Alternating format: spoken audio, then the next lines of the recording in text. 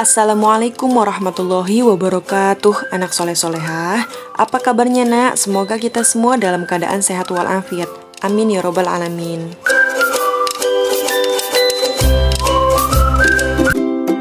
Sudah anak-anak siapkan alat tulis dan buku cetak Bu Pena Jilid 2B, tema 3 tugasku sehari-hari, subtema 3 tugasku sebagai umat beragama.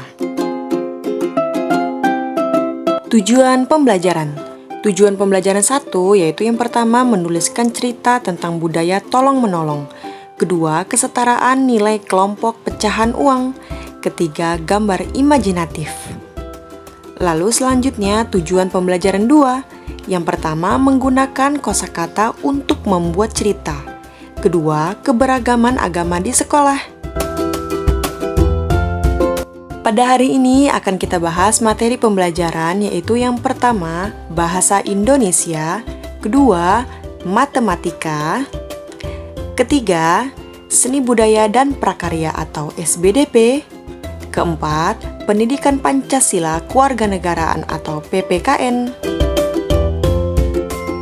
Materi pelajaran kita awali yaitu bahasa Indonesia. Pada hari ini kita akan membahas materi pelajaran tentang tugasku sebagai umat beragama. Pada pembelajaran 1. Pada pembelajaran 1 terdapat materi yang berjudul menuliskan cerita tentang budaya tolong-menolong. Budaya itu apa ya nak? Budaya merupakan suatu yang menjadi kebiasaan dalam kehidupan bermasyarakat. Contoh budaya bangsa Indonesia adalah tolong-menolong. Tolong-menolong artinya saling membantu. Anak-anak dapat menulis cerita tentang budaya tolong-menolong berdasarkan gambar. Terdapat langkah-langkah dalam membuat cerita berdasarkan gambar, yaitu yang pertama, mula-mula perhatikan gambar dengan teliti atau seksama. Kedua, pilihlah kata yang sesuai dengan gambar tersebut. Ketiga, setelah itu, kamu dapat menulis cerita berdasarkan gambar. Ayo kita membuat cerita berdasarkan urutan gambar berikut. Gambar yang pertama, ada Dedi yang sedang melihat berita di televisi tentang bencana tanah longsor. Dedi setelah melihat berita di televisi tentang bencana tanah longsor, Dedi sebagai bangsa Indonesia dalam kehidupan bermasyarakat, tolong-menolong atau saling membantu kepada yang membutuhkan untuk korban tanah longsor. Perhatikan gambar yang kedua. Dedi dan teman-teman sedang mengumpulkan atau memberikan sumbangan untuk korban tanah longsor. Dedi ingin ikut membantu korban bencana tanah longsor. Dedi mengajak teman-teman lainnya untuk mengumpulkan sumbangan. Ada yang memberikan uang, makanan, pakaian, pengobatan, dan lain-lainnya. Dedi dan teman-temannya menerapkan budaya tolong-menolong. Silakan anak-anak catat dan tulis arti kosakata yang sudah anak-anak bacakan dan sudah anak-anak dengar pada halaman 48. Selanjutnya kita ke materi pelajaran matematika.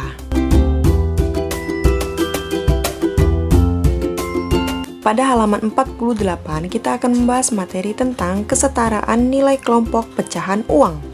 Minggu lalu kita sudah membahas dan mengetahui tentang arti uang enak, yaitu artinya adalah alat untuk membayar. Nilai sekelompok uang dapat dihitung dengan menjumlahkan nilai setiap pecahan uang.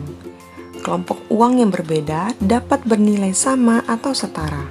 Perhatikan contoh berikut. Terdapat 3 keping uang koin yang bernilai Rp200 ditambah Rp200 ditambah dengan Rp100 yang hasilnya Rp500 bernilai sama dengan 4 keping uang koin bernilai Rp200 ditambah Rp100 ditambah Rp100 ditambah Rp100 yang sama-sama bernilai atau berjumlah Rp500. Mari kita setarakan uang logam berikut dengan uang logam senilai Rp200, yaitu yang pertama 200 bernilai sama dengan uang 100. Kita bagi atau kita pecahkan uang nilai Rp200 menjadi Rp100 dengan Rp100 yang bernilai sama dengan jumlahnya Rp200. Nilai uang logam yang lain dapat anak-anak setarakan ya nak ya. Selanjutnya kita ke materi pelajaran SBDP atau Seni Budaya dan Prakarya.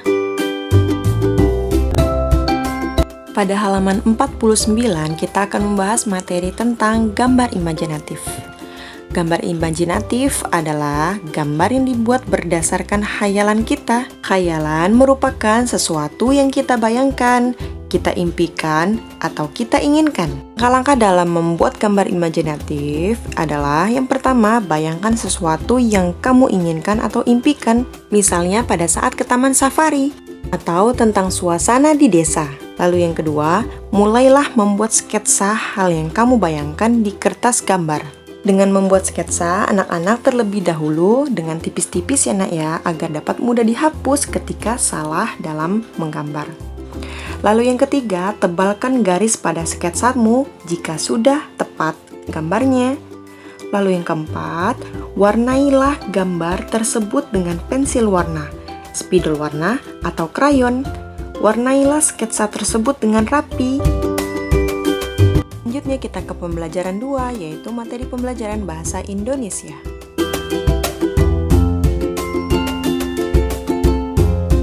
Pada halaman 50, di sana sudah ada judul yang akan kita bahas, yaitu menggunakan kosakata untuk membuat cerita. Ayo, ingat kembali kosakata terkait dengan budaya. Misalnya kata tolong menolong. Ada juga kosakata tentang budaya kerukunan beragama. Misalnya keberagaman, agama, ibadah, toleransi, dan menghargai. Berdasarkan kosakata tentang kerukunan dalam keberagaman, kita dapat membuat kalimat. Contohnya yang pertama, kita harus menumbuhkan sikap saling menghargai antar teman. Dengan cara kita tidak boleh saling mengejek teman lain. Berteman baik tanpa membeda-bedakan akan menciptakan kerukunan dan menghindarkan dari perselisihan atau permusuhan.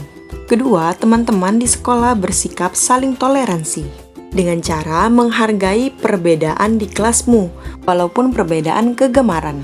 Contoh yang ketiga yaitu Dedi sedang beribadah di masjid. Yang keempat, kita harus mensyukuri keberagaman yang ada di sekitar kita. Setelah menulis kalimat, anak-anak dapat merangkai menjadi sebuah cerita. Cerita terdiri atas beberapa kalimat. Menggunakan kosakata untuk membuat cerita, ingat kembali ya nak ya, ada beberapa langkah. Yang pertama, ingat kembali kosakata tentang budaya kerukunan beragama. Kedua, buatlah kalimat dari kata-kata tersebut. Yang ketiga, buatlah sebuah cerita dari kalimat-kalimat tersebut. Selanjutnya kita ke pelajaran PPKN atau Pendidikan Pancasila Kewarganegaraan. Di halaman 52 kita akan membahas materi pembelajaran keberagaman agama di sekolah. Di Indonesia ada 6 agama yang diakui, yaitu yang pertama Islam, kedua Katolik, ketiga Kristen, keempat Hindu, kelima Buddha, dan yang keenam Konghucu. Kita harus saling menghargai dan menjaga kerukunan dengan teman, walaupun berbeda-beda agama. Kita tidak boleh membeda-bedakan teman. Kita harus saling menghargai dan menjaga kerukunan dengan teman. Dengan menjaga kerukunan dengan teman, kita akan disayang teman, banyak teman, dengan tidak adanya musuh, dan kita akan menghindarkan dari perselisihan atau permusuhan.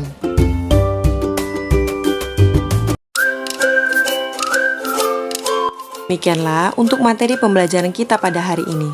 Untuk tugasnya akan segera Bu Eni kirimkan. Selalu tetap jaga kesehatan ya nak ya, dan tetap selalu semangat. Terima kasih. Wassalamualaikum warahmatullahi wabarakatuh.